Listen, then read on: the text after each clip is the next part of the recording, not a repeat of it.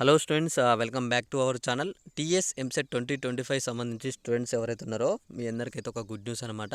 అందరికీ ఫ్రీ సీట్లు అయితే రావడమే జరుగుతుంది. ఇక్కడ ఎంపీసీ బైపీసీ ఎవరైతే స్టూడెంట్స్ ఉన్నారో వీళ్ళందరికైతే గుడ్ న్యూస్ అనమాట. 8,000 ఫ్రీ సీట్స్ అయితే మనకైతే ప్రభుత్వం అయితే ఈసారి కొత్తగా అయితే తీసుకొచ్చింది.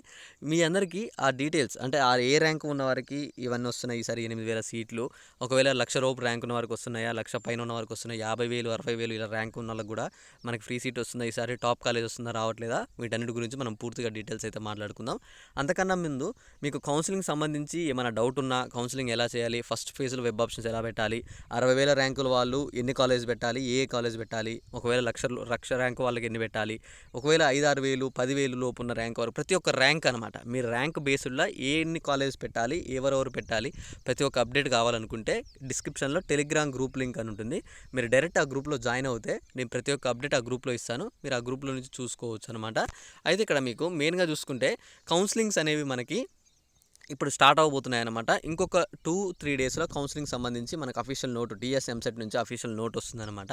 కౌన్సిలింగ్ ఫస్ట్ ఫేజ్ కౌన్సిలింగ్ ఎప్పుడుంది, అలానే వెబ్ ఆప్షన్స్ ఎప్పటి వరకు ఉంటాయి, అలానే వెబ్ ఆప్షన్స్ ఎండింగ్ డేట్, అలానే రిజల్ట్ వచ్చేసి మనకి జూన్లో ఉంటుంది అనమాట. ఫస్ట్ ఫేజ్ రిజల్ట్ వచ్చేసి ఇవి ఫస్ట్ ఫేజ్ సంబంధించి. ఒకవేళ ఇక్కడ మీకు మెయిన్ డౌట్ ఏంటంటే అందరికీ కౌన్సిలింగ్ పూర్తయిన తర్వాత వెబ్ ఆప్షన్స్ అనేవి ఏ కాలేజ్ పెట్టుకోవాలి. ఇక్కడ మీరు గుర్తుంచుకోవాలి ఏంటంటే కౌన్సిలింగ్ పూర్తయిన వెంటనే మీ మెయిల్కి ఒక లాగిన్ ఐడి పాస్వర్డ్ వస్తుంది.